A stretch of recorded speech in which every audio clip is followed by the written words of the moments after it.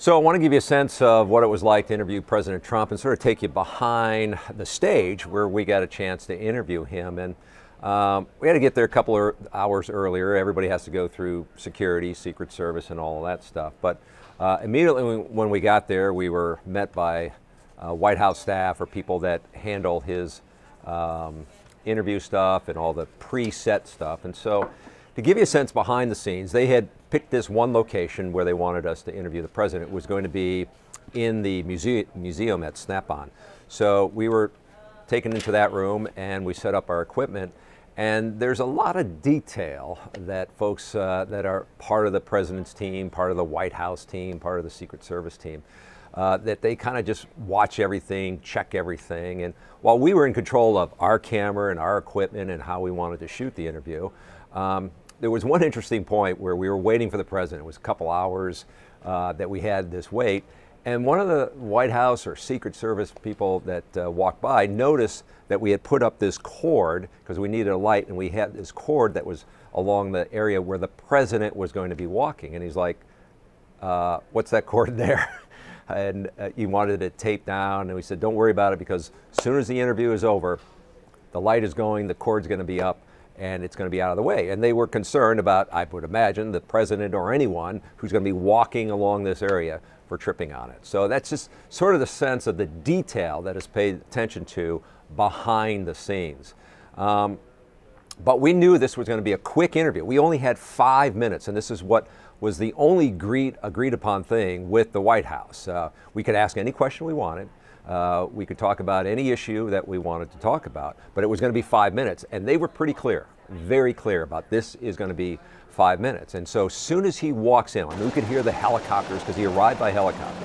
Comes in on Marine One, but there's these Osprey helicopters that were down there as well, carrying other members of his team. Knew that he has arrived, and so more and more people then come into the picture. Higher level staff people alike. They want to check out our location, keep this to 5 minutes. And soon as the president walks in, he walks in at this door at one end of the room and heads right towards me for this interview. It was scheduled at 1:50, and I think we started the interview around 1:52. And I'm telling you, the clock started ticking right then. So that's the hard part here, trying to figure out what questions are you going to ask him. It's sort of a triage thing because you only have 5 minutes. And I knew that this was an opportunity to talk to the President of the United States about issues that I thought were important to people in Wisconsin. That's what I do. I cover Wisconsin. I cover Milwaukee.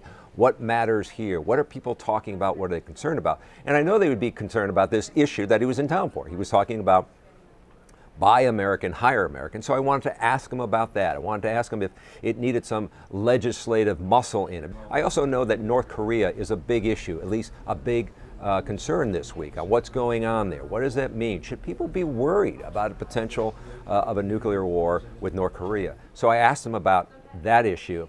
And I also knew that issue would get some national attention because it is a big national story. And so part of that interview, in fact, we just saw some of it on CNN right now, has become a national story. But it was interesting on how all of this unfolded. You know, how do you get an interview with the President of the United States? A lot of people ask me about that. And this really was the result of a long time relationship in covering politics. I think everybody knows that Reince Priebus is his White House chief of staff. I think he might have had a role in it when they were looking for who were they going to give this interview to. Soon as I knew that the president was coming to town, that's the first request I make. Hey, can we get some time? Can we get an interview with the president? And they indicated that there was going to be a likelihood that there was going to be an interview. So they said, yeah, we think that's going to happen. That was on Sunday. On Monday, they told me this is definitely going to happen. You will get 5 minutes, 3 to 5 minutes is how they described it. It also was a stand-up interview, as you can see here. We had to do a stand-up. That saves time. Instead of doing a sit down, getting lighting, getting everybody situated. That talks to how quickly they wanted to get this done and the opportunity that they gave us for 5 minutes. But it's five minutes with the President of the United States.